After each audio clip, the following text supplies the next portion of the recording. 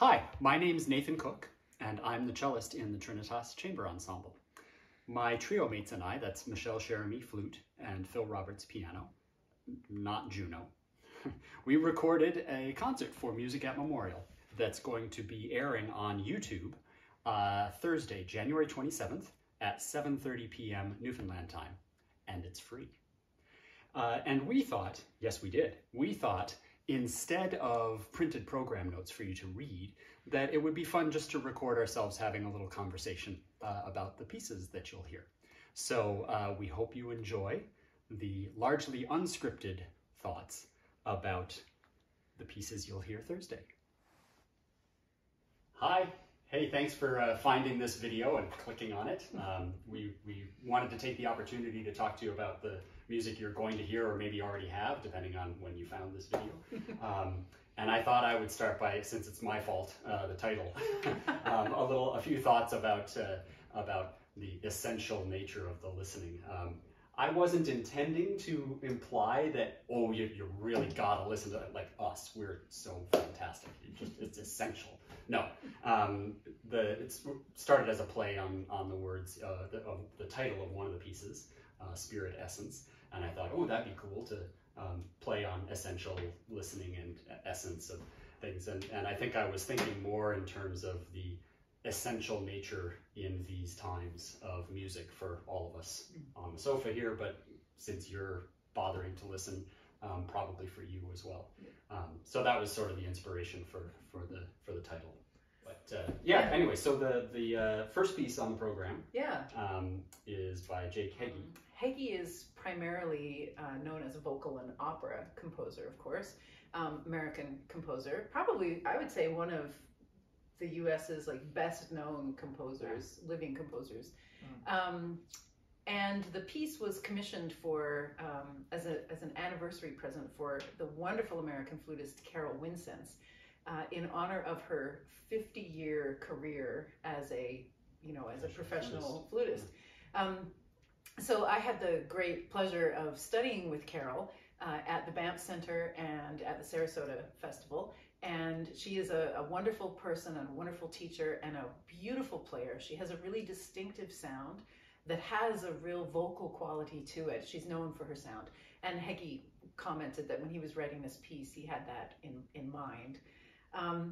And we mentioned in our blurb for this program that the program is full of sort of the joy and despair of human life, and this first piece is maybe more on the joy side of things. The opening movement just being very lyrical and thoughtful. It's kind of a thoughtful duet between the cello and the flute. Then the second movement is very humorous. Very theatrical. Very theatrical. Yeah, you can hear Heggie's like theater composer side, I think. Yeah, I could see it being like staged with people, like easily. Yeah, you can tell. Yeah, it's very evocative of running through airports, dashing from missed flights, trying to hail a cab on a busy street. Listen for the car horns. Yes, listen for Phil's part. Yeah. The knocking on the piano is perhaps, I read in a review of the premiere that it's perhaps evocative of the maid service, the housekeeping service knocking on your hotel room door asking if they can make up the room. More towels. Yeah. The last movement is we'll talk about the third movement in a second. The last movement is a great dance that sort of starts slow and just gets wound up like at a great party, like you might hear it at a celebration where the band just kind of keeps cranking up the tempo. I can almost hear the glasses smashing, in the fireplace after. Yeah, and the third movement, I wanted to read the poem that the third movement is based on. So it's called Hummingbird. The movement title is Hummingbird, but it has nothing to do with birds. It's actually a Raymond Carver poem that inspired the title, and this is the poem. Suppose I say summer. Write the word hummingbird, put it in an envelope, take it down the hill to the box. When you open my letter, you will recall those days and just how much I love you. So it's a poem of remembrance, and so I think Heggie's done a wonderful job of sort of, summing up so much about Yeah, that Yeah. movement made Our so lives. much more sense to me after you read the poem. It does not. It does not at all bring to mind the image of an actual hummingbird. No. Yeah. Not even a little bit. Not No. even a little bit, yeah. So there you go. I think that's the Heggie. That's the Yeah, Heggie. it's a Yeah. really fun piece. Yep. So next on the program is the Gardiner, right? Yes, Spirit it's Essence. yeah, so it's so the what Gardiner. the inspiration for the title Yeah. of the program, and that's another very evocative Yeah. piece. Probably the central section requires the most Yeah. explanation. Well, I not think really, the first thing we want to say about the piece is I know when we were looking for repertoire, I was really struck by Mary's comment that she was inspired in writing the piece by an article that had referenced, how people's despair at the state of the world. And I just thought to myself, oh my gosh, I can't believe that all these years later, I'm sure in every the early 90s. Yeah, early 90s, Yeah. and all these years later, I think probably every person on the planet is feeling a bit of despair at the state of the world currently. So that really resonated with me. Yeah. Yeah. There's a lot of nice contrast in the piece too. Yeah. So there yeah, is. nice calm opening section. Well, mostly it's a couple of bangs from me, but yeah. But then then we have that cool middle section. Which is in the composer's words supposed to be evocative of the experience of sitting by a northern lake. She says. Yeah. So you'll definitely hear the imitations of loon calls. But out here in Newfoundland, it doesn't need to be a northern lake. No.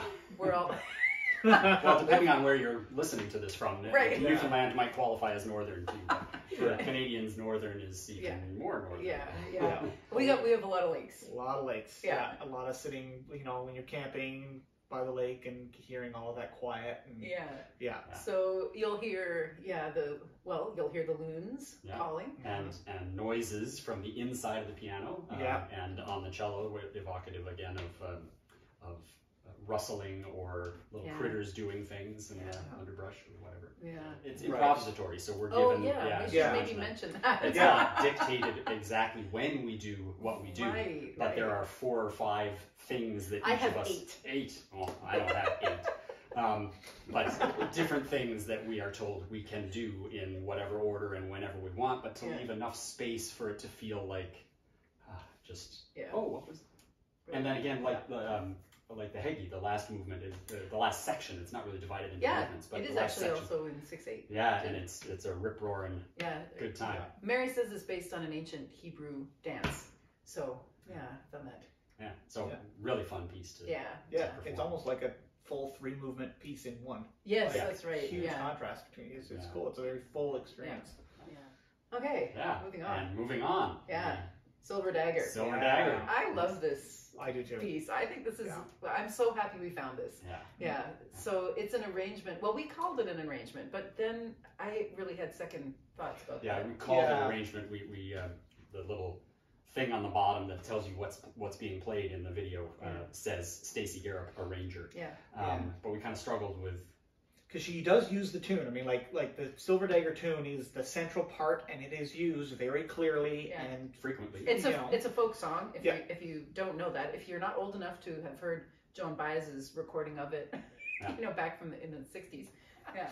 But so I mean, the Silver Dagger, she did not write the tune, but I mean, it's certainly a lot more than just putting a couple of chords in. I mean, it's a very significant compositional effort for this piece. So it is. So probably we should have called it composer.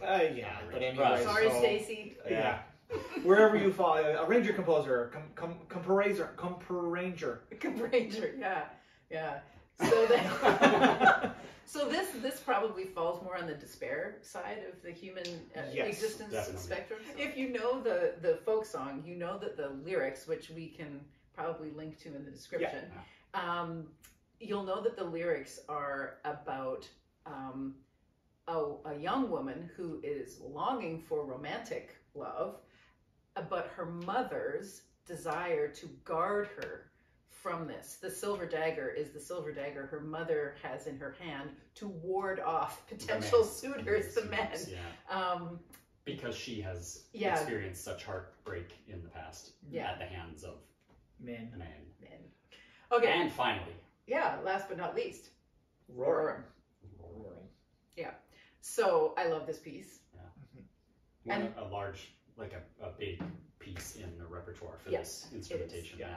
And I don't just love it because it starts with a giant flute solo. Yeah, you do. So the compositional craft in this piece is, for me, to my ear, it's very apparent. It's very captivating. So the whole, I tend to get a little excited about theory things. So just fair warning. Yeah.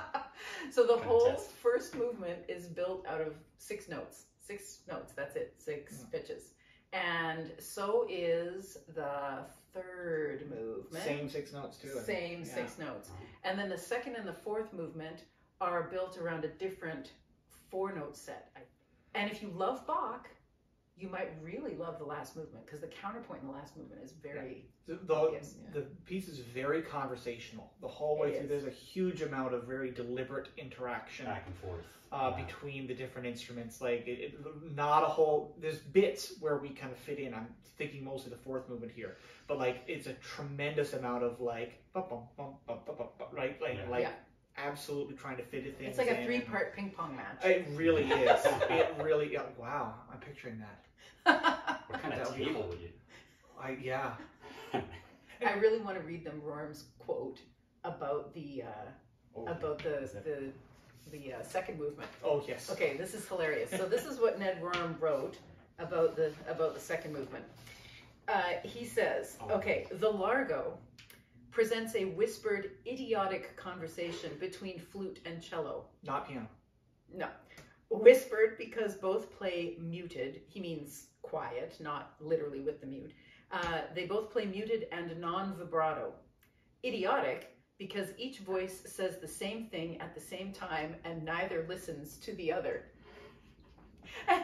Most of you probably know that Nathan and I are married. And so when I read that, I thought it was hilarious. And I do want to say that that is not indicative of our relationship, nor of our general approach to music making. Yes. Not listening to one Not another, just doing my thing over here. Yeah. But, so I think that's a little tour of all the music that you either have heard or are about to hear. Yeah, and some of our. We should link the concert to this in case people find this video first. Oh my gosh! So the link to the concert will be in the description as well. All right. Thanks for tuning in. Yes, indeed.